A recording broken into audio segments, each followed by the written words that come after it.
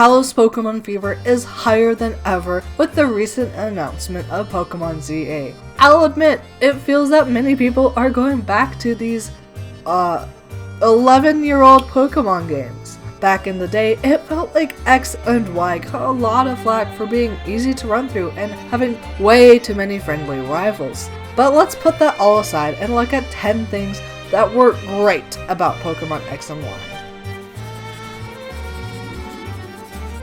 Though you may think I'd mention how fantastic Megas were and how they're the best part of Pokemon XY, honestly, there's more than just Megas to these games. And one of my favorite parts of revisiting these games was just how grand and cinematic the game felt. Various parts of the game have dynamic camera angles that give you a better view of certain buildings, and I just have to admit that there is so much character in every single town. Running around in Pokemon X and Y just feels like you're exploring such a big, wonderful world, and the devs certainly took their time in making their 3D debut feel epic.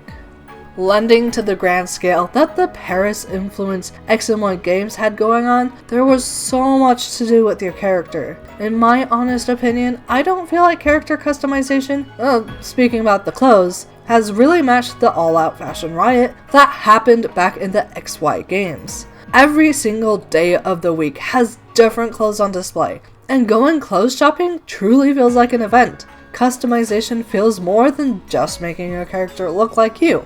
The customization in Pokemon XY felt like you were experiencing a whole fashion world, and like you were actually going clothes shopping. I don't know if people will agree with me completely. Character customization in the modern games, at least, with facial features and hair, has definitely improved.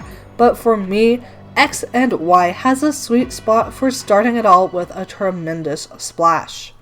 The concept of riding Pokemon, though not new in X and Y, with HM slides being required for world exploration back in the day, really started off on the right foot in Pokemon XY. There aren't too many Pokemon you can ride on, with Mamoswine and Rhyhorn being the only forced rides in the entire game. However, the little bit of extra world building that these ride Pokemon lend to the game is just mwah. I also feel like X and Y pushed the boundaries of ride Pokemon so that the HM Pokemon of Sun and Moon could walk, and the complete destruction of HM progression in later titles could fly. And you know what else lets you fly around in X and Y? Well, aside from sky battles, which are decisive for numerous reasons, roller skates. These babies were introduced as a third form of overworld travel, and honestly, I hope they come back in Pokemon ZA. Using the circle pad, you can zoom around on roller skates without needing to hold down the B button or fight with the speed of a bike. Roller skates are a comfortable medium speed of travel that makes use of the essentially useless C-pad. Also, if you talk to the right NPCs, you can learn 6 tricks and even unlock a higher tier of Paris fashion. Speaking about fashion, I have to say for me personally, Generation 6 includes some of the tightest and best looking character designs. The Ken Sugimori art from this generation is top notch, probably in part due to the portraits being used within the game. There are so many different trainer types in Pokemon XY, each designed thoughtfully and each portrait full of character. To me, the addition of these portraits and how they're displayed before and after battle adds a bit more to the immersion of these games. And though not everyone thinks these games are the best when it comes to character designs, I certainly think they are the most memorable.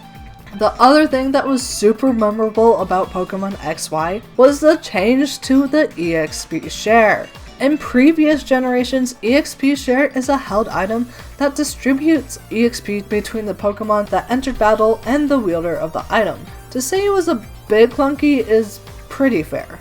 In Generation 6, however, with the XY games, Pokemon introduced EXP share as a key item. In this implementation, modern EXP distribution begins as we now know it.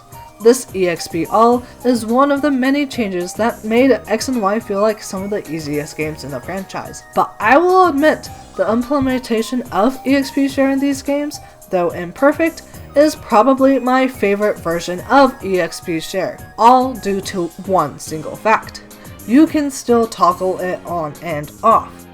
I personally feel that if Pokemon reintroduced a toggleable EXP share, that it would immediately create a harder difficulty for modern fans, and thus my fondness for the EXP share as it was introduced back in Generation 6. Pokemon X&Y introduced Super Training, the first step in many to create a more accessible way for players to get into the competitive scene of Pokemon. This fun minigame where you shoot baskets at a giant inflatable Pokemon is one of the best things in Pokemon XY, letting every Pokemon you have max out their EVs as soon as you have every level unlocked. You can get a freshly hatched Pokemon from 0 EVs all the way to max without taking a single step.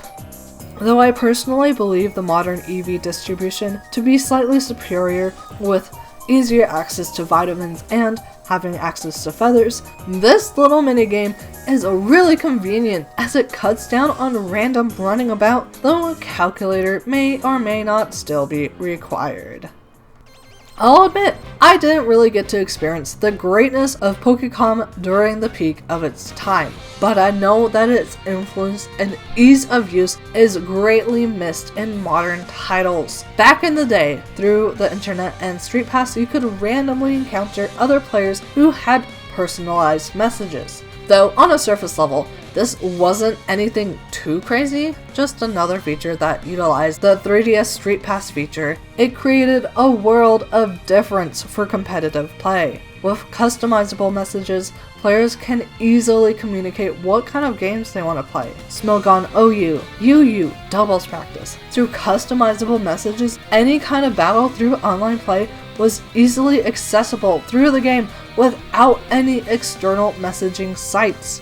This ease of communication coupled with a higher level of customizability for online battles made battling online in Generation 6 one of, if not the best times to play competitive casually. Pokemon X and Y sets trends one after another, and the friendship mechanic and petting Pokemon also began back in these games. Pokemon Ami is a fantastic feature, utilizing the bottom screen where you can pet, pamper, and play games with your Pokemon. Though tied to the notoriously difficult Sylveon evolution, this feature is fantastic, creating a stronger connection between players and their Pokemon that they didn't have since Heart Gold and Soul Silver, where Pokemon followed behind players. I mean, even in modern titles, you don't get to pet your good little furts on their heads as easily as you did back in these games. Lastly, we have shiny hunting in Pokemon X and Y. I have to admit, I haven't tried all the methods that are available, but the sheer number and ease of access for many of these methods is pretty insane. In Pokemon X and Y, aside from random encounters, players have access to chain fishing, friend safaris, Poke Radar, and horde encounters for increased shiny odds. Now back in the day, that was a huge number of different methods to find shiny Pokemon, not to mention players still had access to traditional methods such as Mustrita method hunting. If you are wanting a good kick of X and Y nostalgia without playing through the games again, I highly recommend revisiting an old save file of X and Y and booting it up with a couple of shiny targets to hunt. Run around and go change an outfit or two. Do a somersault off the ledge at high speed on roller skates. X and Y, though controversial on launch with many of its features and design choices, was a complete package full to the brim with fascinating features that brought players closer to the Pokemon world than ever before. And I stand by that X and Y, though not perfect, are some of the best fun you could have in a Pokemon game. Be sure to let me know down below though if you disagreed with anything on this list, or if you have other fantastic memories and features of Pokemon X and Y I forgot to include. And I'll see you guys all in the next video. Bye!